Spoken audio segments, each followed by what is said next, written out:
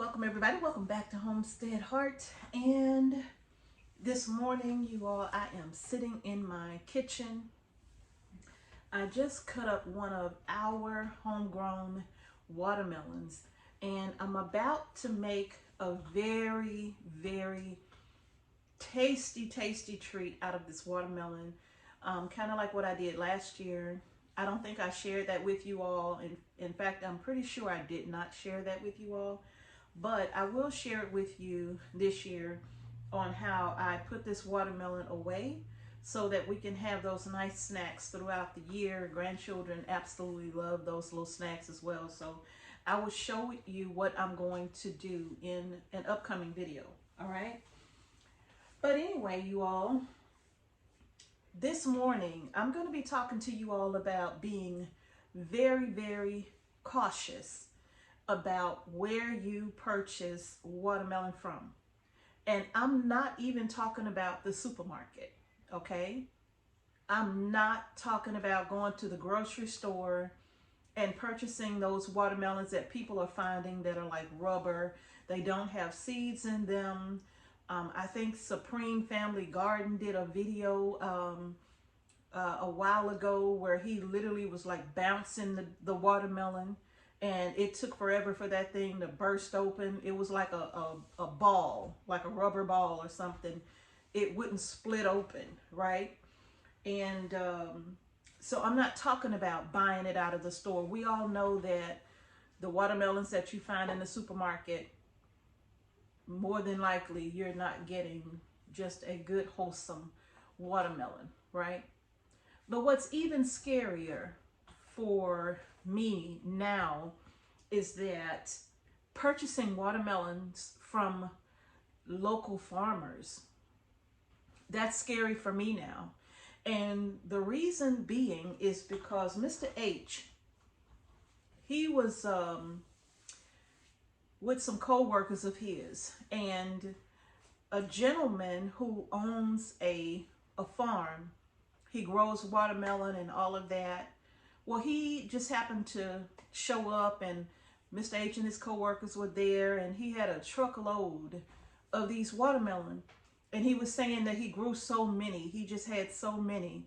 And so he was giving them to the gentleman who knew him and the co-workers, and he gave Mr. H a few. He gave Mr. H 3 of them.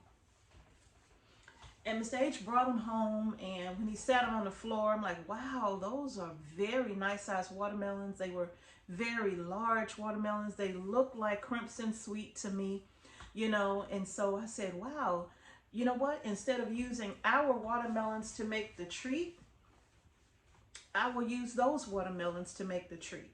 And so I cut it open to have a look, right? And when I cut it open and looked at it, it was such a beautiful watermelon on the inside. It was loaded with seeds, and indeed it did look like a crimson sweet to me. And so what I did was, after I cut it open, kind of like what you see here on my counter, I always use these little trays to put my watermelon on, and when I cut it, you know. And so I cut out of it, and I just took a nice big piece out of the center of the watermelon.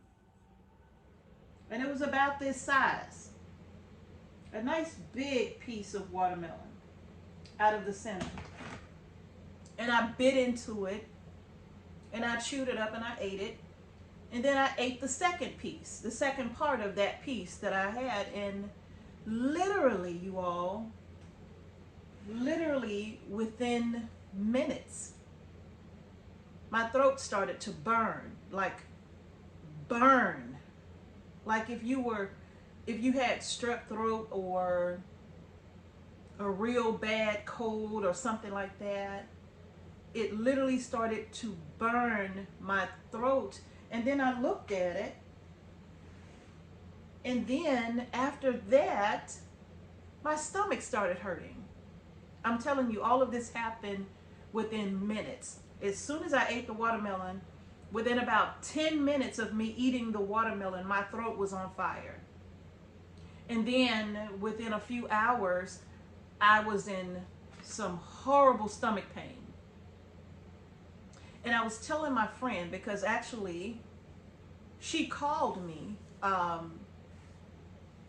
moments after I had eaten the watermelon. I was telling her, I'm like, my throat, it's like my throat is literally burning. And even it felt like my sinus cavity behind my nose it felt weird and like full, like it just felt it was instantaneous. I cannot explain this. I've never experienced anything like this before in my entire life of eating watermelon, right? And then moments after that, the roof of my mouth started to feel chalky, like chalky, pasty chalky in the roof of my mouth.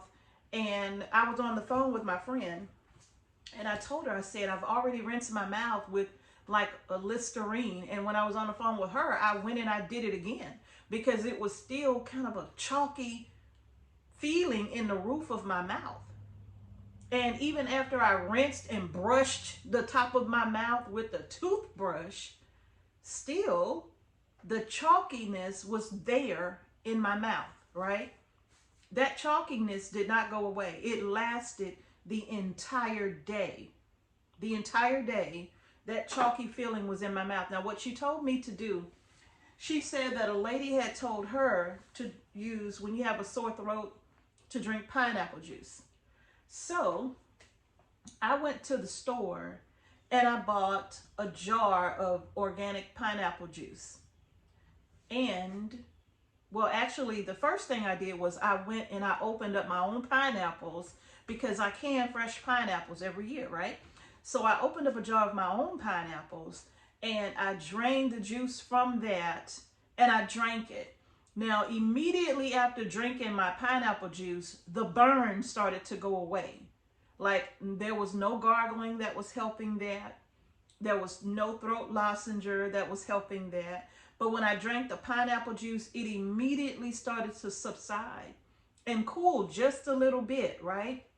And so I said, okay, so I can't open up every single jar of pineapples that I have in there specifically for the juice. So I went to the store and I bought 2 little glass jars of organic pineapple juice. I forgot who it was by.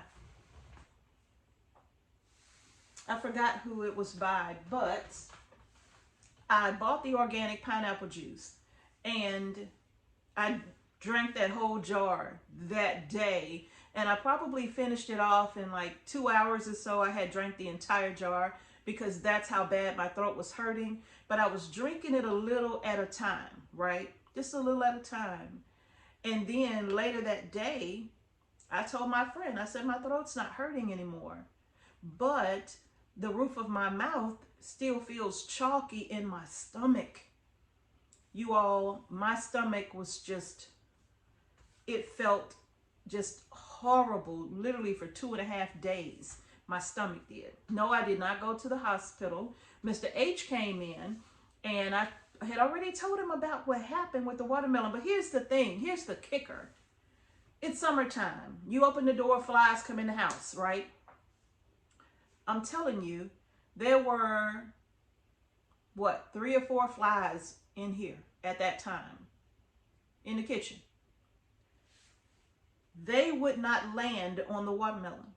I left the watermelon on the counter just like this because I wanted to see, like the little fruit flies that are in here now, because we bring the food in, you open up, we got peaches in here and all of that. So the little fruit flies that are in here right now, they're trying to fly around my watermelon, right?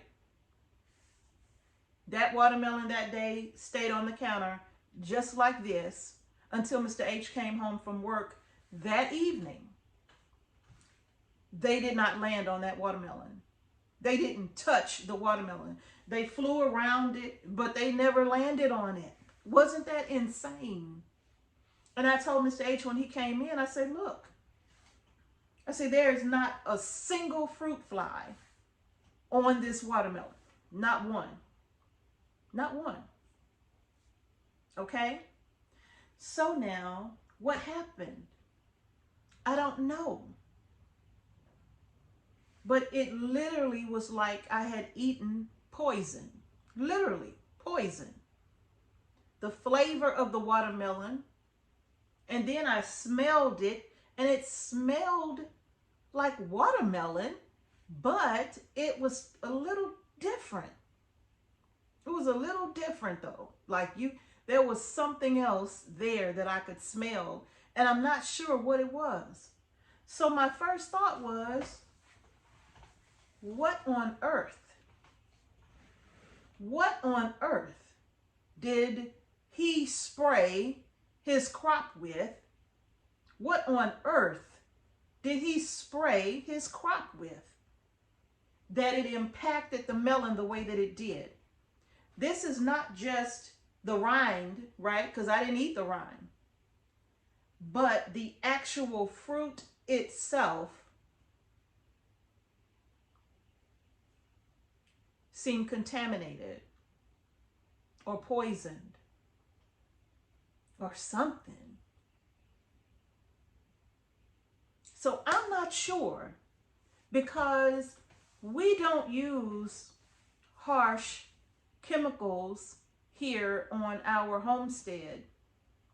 If we must spray something to control pests, we choose organic solutions to do that, right? And there was nothing organic about that watermelon. We had 3 watermelons. Mr. H didn't even feed them to the chickens. He didn't even feed them to the chickens. And if something is not chicken worthy to be eaten, it has got to be horrible for human consumption. So what was it that I ate? I have no idea that it made me so sick. I was just really glad that I did not cut open that watermelon and share it with my grandchildren like I normally would do. I would wait for them to get home. I would cut it and put it in these storage containers and put it in the refrigerator, and it'd be nice and cold, and I would share it with them after school. But I didn't do that this time. This time I said, no, I'm going to go ahead and preserve it and just make some wonderful little treats for them. They love the little treats too, right? And I'm just really glad that they didn't taste it, because they definitely would have gotten sick. So I told Mr. H about it, and I'm like, maybe you can find out from the man what he uses on his watermelon. Maybe you can let him know, what I experienced when I ate the watermelon. Because he wasn't some stranger, right? He wasn't just some random guy who showed up and was giving away free melons to the guys on the job. No, it wasn't like that. It was somebody that was well known, right, in that area for being a person who grows food. Okay? So what did he use? I don't know. And hopefully there wasn't any kind of crop dusting going on in the area that maybe could have contaminated his crop if he didn't do it himself. But in any case, the melon was pure poison. It was pure poison. And that's what I'm calling it. It was pure poison. Because it made me sick within 10 minutes of eating it. And I was sick for 3 days. So it was pure poison is what it was. All right? So no matter where you go to buy your produce, you still got to be careful where you're getting it from, their growing methods, what are they using, right? Because some people that grow food, they can use these chemicals to spray for pests, to spray for weeds, but maybe they know how to use it in a manner that it won't kill somebody immediately, right? And I say immediately because any type of harsh chemical that is not meant to be sprayed on, near, or around food, you just shouldn't spray it around food, right? So that's why I say it don't kill you immediately, but it'll get you down the road, okay? So now, there are some people who may use these things irresponsibly, very irresponsibly. You know, I don't know if he had somebody working for him, maybe. I'm just trying to, you know, try to wrap my mind around how something that should have just been grown in a field by a local farmer, how on earth did it end up becoming so toxic, right? So Mr. H is going to find out from his coworkers, those that had the melons, like what did they experience, you know? And I was telling my friend too, that sometimes if you eat a certain way, like let's just say you eat pretty clean. If you eat something that is not clean, I'll put it that way. If you eat something that is not clean, it can definitely have an impact on you a lot quicker than those who don't eat so clean, right? It can affect you in a way that maybe it won't affect those who are used to eating foods that are very unhealthy, who are used to eating just things that are just bad for you all the time. Then maybe, just maybe, you won't feel it like somebody who is pretty strict with their diet, okay? And that's what I shared with my friend. Because my diet is very, very simple. Primarily, I try to eat what I grow, and I pretty much try to grow what I eat. And the things that I do go out and purchase, I'm always pretty confident in their growing methods, and I don't really have any issues with eating certain things when I get it from certain places, right? So this was new for us, getting something like that. Mr. H said he will never do it again. He don't care what they grow, where they grow. He said he doesn't care. He's not doing that ever again, right? So local, we always want to support our local farmers, local agriculture, but by that same token, you still have to take your health into your own hands, and you still have to be careful where you buy these things from. Okay, you all? So I just wanted to share that with you. I felt like I literally was poisoned that day, and Mr. H he got rid of all 3 of the watermelons, and I'm so glad that no one else was affected by that. So what do you all think about that? Have you all experienced anything like that? Have you experienced anything like that? And then, of course, where are you buying your watermelons from that you're experiencing that? Because whoever this farmer is, I don't know who he is. I've never met him. I couldn't tell you anything about him or where his farm is, and nothing like that. I don't know. I have no clue. And Mr. H don't know where his farm is either. He just knows that, hey, he's known by some of the folks, right? So, I'm sorry, but maybe that's good for some of the folks. But I will never do that again. You only get one time with me. When it comes to my health, you only get one time, okay? And so I won't be doing that again. And I'm a big supporter of local agriculture. Big supporter of local agriculture, right? Big supporter, you know, but you don't get to give me something that makes me very sick and think that I will ever come back and support your agricultural business ever again. I won't do it. I won't do it. Because in my mind, no matter what I buy from you, it's going to all be bad now, right? It's like a person, you know, eating a rotten egg, if you will. Well, now every time you see a rotten egg, every time you see an egg, your mind is going to come back to the rotten egg that you ate that made you so sick, and you was in so much pain, and you even had to go to the hospital, and you were sick for days and days and days. Now when you see an egg, especially if it's a hard-boiled egg, now you're going to be like, I ain't taking no chances. Just looking at it could make your stomach hurt, right? So that's kind of how it is with me, you know.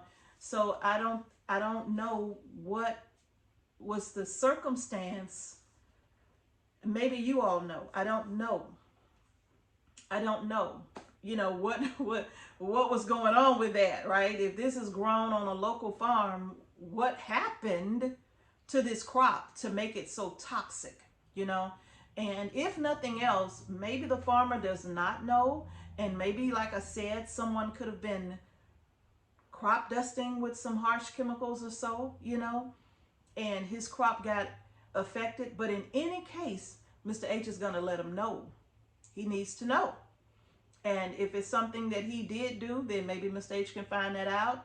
Or if it's something he didn't do, well, now at least he knows that he should be on alert, right? Because you just never know with these things. So, y'all, that's going to do it. I'm going to go ahead now and start getting my watermelon taken out here. This is such a beautiful, look at that. Look at that. Isn't that beautiful? That is a beautiful watermelon. The only variety of watermelon that we were able to successfully grow this year was the strawberry watermelon. The Yamada cream watermelon that we grew, I started all of those from seed, and I had a special patch just for them because I was definitely going to try to save more seed from the Yamada cream so that I could make them available to you all on our little seed shop. Many of you have sent me your pictures of your Yamada cream, and I mean, they are big, beautiful, and gorgeous. But unfortunately, when I used that seed starting mix that I made, then all of my little Yamada cream starts, they all died. And we did not get any Yamada cream watermelon. And so I went back and I started some more seeds. And I literally was out of Yamada cream watermelon seeds with the exception of about 10 that I cannot seem to find. I don't know where they are, what I did with them. I'm hoping that they were not in my pouch and I dropped them on the ground somewhere, but I cannot find my last remaining Yamada cream watermelon seeds, but I'm hoping that I will. But in any case, the strawberry watermelon we were able to grow. I started this at a different time, and I actually didn't even think that I was going to get them to grow because I started them so late. But once I planted them out and we've had so much rain, the plants literally just exploded in growth. And I didn't even plant that many plants. I think it was like 4 or 5. I want to say it wasn't even a lot of them. Just about 4 or 5 plants, if I'm not mistaken. But they just exploded in growth. And we started getting watermelon. So, and that's with no work. That's with no work at all. I promise you, no work at all. We didn't go out there and fertilize them, and we didn't do none of that. We planted them simply, and we left them alone. And after that, boom, just like that, we got watermelon. So we wasn't babysitting them all the time. They did what they was going to do with the help of God, okay? That's all I can say. We didn't do nothing else. But put the plants out there, you all. So that's going to do it, you all, for this video. I'm gonna go to work on my beautiful little strawberry watermelon here so that I can get these little treats put up for the grandbabies. Okay, all right, y'all, that's gonna do it for the video. Please post in the comment section below if you've experienced anything like what I've shared with you today, or if you have an idea of what it could be, what could have happened.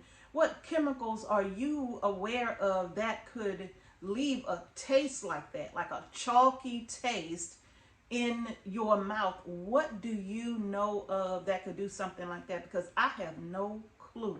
So if you know, please share what you know so that it could be a help to everybody in the gardening and homesteading community. We have got to share information like this so that we can help each other avoid things like this, okay? Because this could have been horrible. My grandbabies could have been very ill as a result of eating that watermelon, okay? And if a fly didn't want it, what do you think that means, right? What does that mean if a fly don't want it? Watermelon? All right, y'all, that's going to do it. If you like the video, give it a thumbs up. Don't forget to share in the comment section below. Please share in the comment section below and share this video as well. Share it on all social media, Instagram, Facebook, wherever your social media is. Share it, because we need as much information, because this is not just with watermelon. This could be with all crops. And so we really need to know, like, we got to put people on notice that it is not okay. It's not okay to spray down your crops with these harmful chemicals and then feed it to the community. That is not okay. Okay? All right, y'all. Thanks for watching Homestead Heart. Peace and blessings to each and every one of you. And I'll see y'all in the next video. That's why it's so important to grow your groceries, right? So we don't have to buy and depend on groceries from other places. Gotta warm my coffee up again. It done got cold again.